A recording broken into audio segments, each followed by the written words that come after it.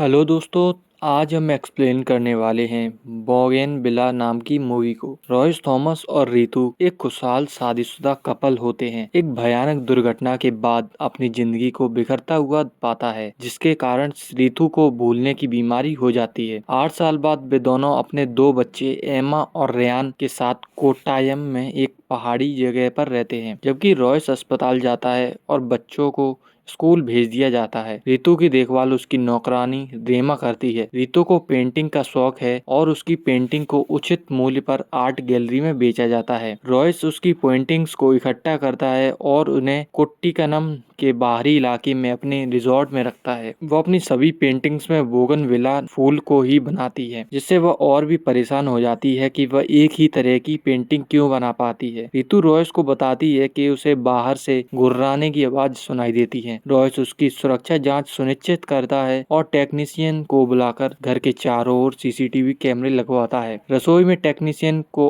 अपने पास आता देखकर रितु घबरा जाती है और चाकू निकाल लेती है और चिल्लाने शुरू कर देती है, जब तक कि रॉयस उसे नीचे नहीं गिरा देता। रीमा के पति बीजू को रितु के व्यवहार पर संदेह है। इस बीच रितु को तमिलनाडु के मंत्री की बेटी छाया के लापता होने का मामला पता चलता है। रितु स्वीकार करती है कि वह उस लड़की को जानती है जिसे उसने समाचार चैनल में देखा था। वह सूरजमुखी के बीच एक लड़की का पीछा करते हुए सपना देखती है। वह सूरजमुखी के बगीचे को चित्रित करती है और एमा और रेयान के लिए बैटमैन लोगो और सफेद खरगोश भी बनाती है। थेनी के एक पुलिस अधिकारी एसीपी डेविड कोसी आईपीएस लापता मामले की जांच करते हैं और उनका मुख्य संदिग्ध रितु है, क्योंकि उसकी तस्वीर कॉलेज के छात्रावास के परिसर में सामने आई है जहां छाया रहती है। जैसे ही पूछताछ शुरू होती है, रितु स्वीकार करती है कि वह मुश्किल से छाया की पहचान याद करती है, और जब डेविड ने परिसर में उसकी तस्वीर दिखाई तो वह अपने अतीत को याद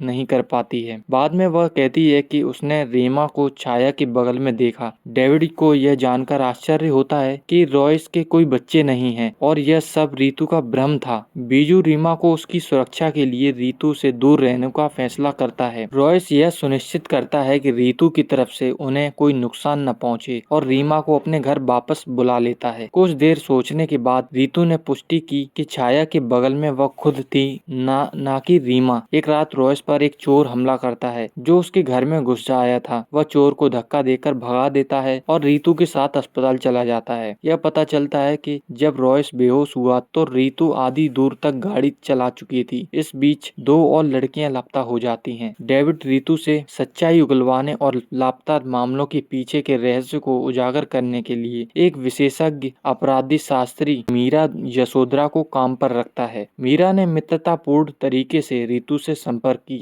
रितु ने कहा कि अतीत को याद करने की कोशिश करते समय उसे खुद के डूबने की याद आती है। धैर्य खोते हुए डेविड ने उससे पूछताछ की, जिससे रितु रोने लगी। जब रॉयस से बार बार डूबने के बारे में पूछा गया तो उसने अनुमान लगाया कि वह बचपन में कहीं डूब गई होगी और यह बात उसे अभी भी सताती है। रितु अपने आसपास जो कुछ भी होता है उसे वह कागज पे लिखती रहती है, जिसे वह अपने बेड के नीचे रख लेती है। मीरा रितु से और सबूत पाने की कोशिश में है, उस पर सुनने की थेरेपी करवाती है, लेकिन वह सब बेकार हो जाता है। मीरा रॉयस के रिजॉर्ट में जाती है और उस जगह के आसपास बोगनविलिया के फूल ढूंढने के लिए जगह की खोज करती है और वहां रितु की पेंटिंग पाती है। चौंककर मीरा वहां से चली जाती है। उस रात रितु बीजू और रीमा के साथ उसके घर जाती है और पाती है कि वह भी गायब है। चौंकाने वाले मोड़ में यह दिखाया जाता है कि मीरा को रॉयस द्वारा उसके रिजॉर्ट में अगवा कर लिया जाता है और बेहोश कर दिया जाता है, जो उसके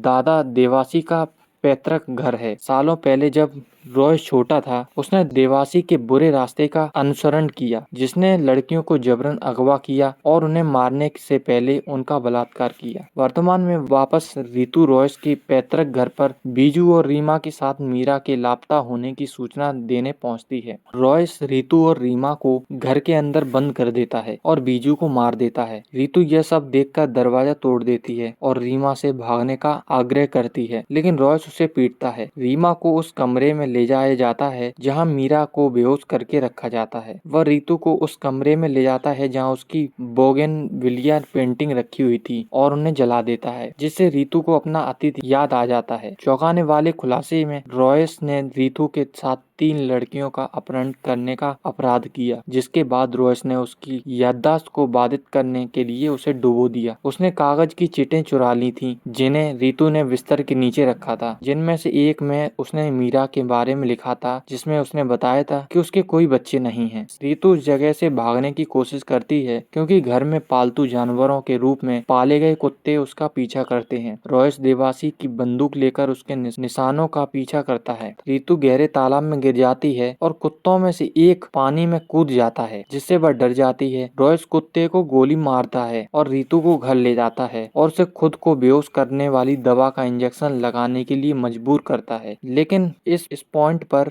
मीरा ताकत जुटाती है और रॉयस को एक जंजीर से गला घोंट देती है, जो रितु पर बंदूक फेंकता है, जो पुलिस को सूचित करने के लिए भाग रही थी। रॉयस द्वारा जंजीर तोड़ने के बाद वह रितु को यह समझाने की कोशिश करता है कि मीरा मानसिक रूप से बीमार है और उनके बच्चे को नुकसान पहुंचाने की कोशिश कर रही है। रितु, जिसे पता है कि अब उसके कोई बच्चे नहीं हैं, बंदूक लेती है और रॉयस को गोली मार देती है, जिसके बाद रेमा उसे कुर्सी से कुचल देती है। डेविड आता है और उनमें से 3 को गिरफ्तार करता है। उन्हें डेविड की हिरासत में ले लिया जाता है और उसे रॉयस की असली पहचान बताई जाती है। हैरान डेविड कहता है कि रॉयस ने उस पर शक करने के लिए कोई निशान नहीं छोड़ा और एक डॉक्टर के रूप में वह उस आश्वस्त था कि वह हमेशा रितु के साथ खड़ा था, उसकी रक्षा कर रहा था। डेविड रितु को यह भी बताता है कि उसका असली नाम एस्तेर है और वह एकमात्र पीड़ित थी जिसे रॉयस ने नहीं मारा था, और हो सकता है कि अतीत में हुई दुर्घटना रॉयस से बचने की उसकी कोशिश के कारण हुई हो। अगली सुबह डेविड वापस थैनी में स्थानांतरित होने के बाद चला जाता है। रितु रॉयस से मिलने जाती है, जिसे आजीवन कारावास की सजा सुनाई जाती है। इस तरह गुमशुदगी के काले मामलों